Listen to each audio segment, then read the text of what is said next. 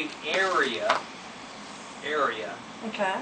secure from interference with the voter and shall ensure that voted and unvoted ballots are at all times secure from tampering. No person other than a person lawfully assisting the voter according to the provisions of this chapter may be permitted to come within 5 feet of the voting booth while the voter is voting. No person other than officials or employees of the official designated to supervise and conduct absentee voting or members of the board of ballot commissioners assigned to conduct absentee voting may enter the area or room set aside for voting. Now, what that means is really up for us to reach a reasonable solution about. An area could be an area set aside within your offices. I remember Mr. Michael, when he did early voting or voting, you could vote in the vault room, I think, or maybe in the hallway. I'm not sure if my recollection is clear on that. But you yourself might consider voting in your back record room there, which would be in your direct supervision, would be in an area directly visible to you, which is one of the other requirements. And you could do it there and have supervision and control over everything. Or in the hallway directly outside of your office, which would be directly in your vision. So that's a possibility. Marty, was there something you read there that nobody can be within 5 feet of you when you're voting? Right. But it also says it can't be outside of view of her office. Right. So it has to be within her view of her office. So it could be in the hallway. And you could have a little stanchion around the voting area. Wait a minute, I'm confused. I'm confused. It must be inside her office? Well, Yes. Well, we voted back here. It says, We voted back here. That wasn't inside her office. I know, it says the official designated to supervise, which in this case is the clerk, shall supervise and conduct absentee voting, shall request the county commission designate another area within the courthouse or any annex of the courthouse as a portion of the official's office for the purpose of absentee balloting in the following circumstances. And one of those circumstances is that it's not within clear view of the public entrance of the office of the official designated to supervise and conduct absentee voting, which we've not done. She supervised it by having them come down the hall, and you still have to have the two persons not from the same political party.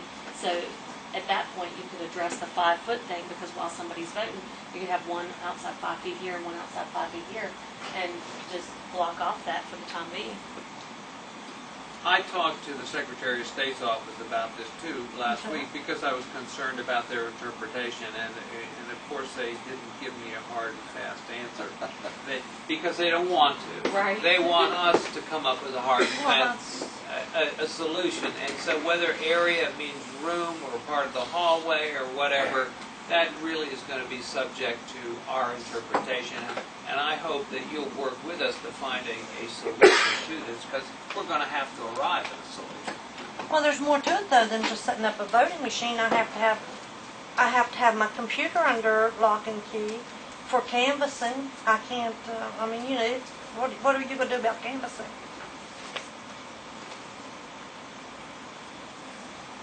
We usually have the canvas in here, That's true. and the PEVs are usually locked up in your vault, in the box. That's what we did last time. But the ballots, where we go, you know, there's, we still have to have Well, ballot that boxes. I don't know. I don't know if they'll fit in that room or not, No. in the middle of the room, with the stuff on the shelves, and then I don't know if they'll fit in the middle of the room or not. Well, I can show you that room. There's not even room in the wall. You can't even put your arm in there.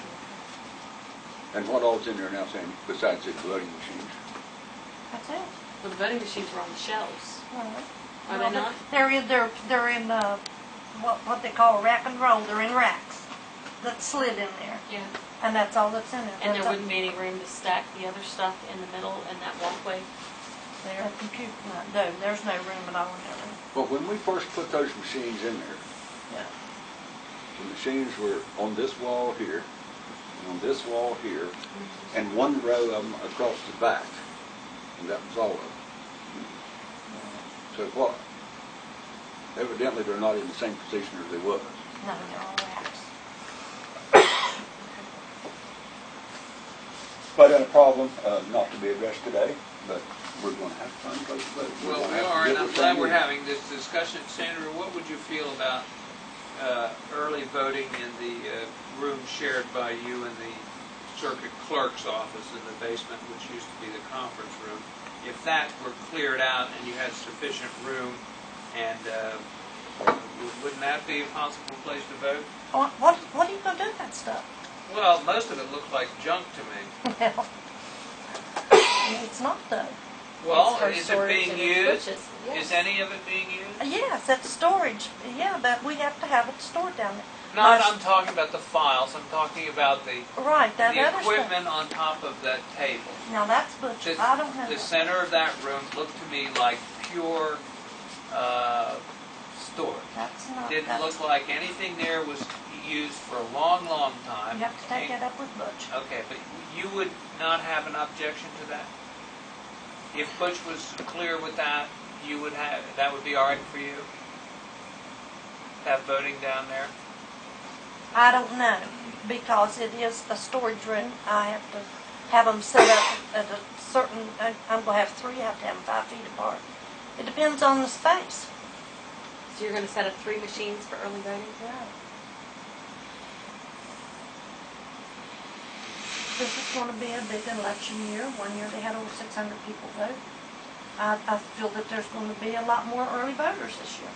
And I have to have the equipment ready for them to vote. Would you be willing to move your materials to a suitable office or space at the jail building so that we could clean that room out entirely? No, well, no. No? No, because the estate files, I use those. You go down and use those I use those. regularly? Yes.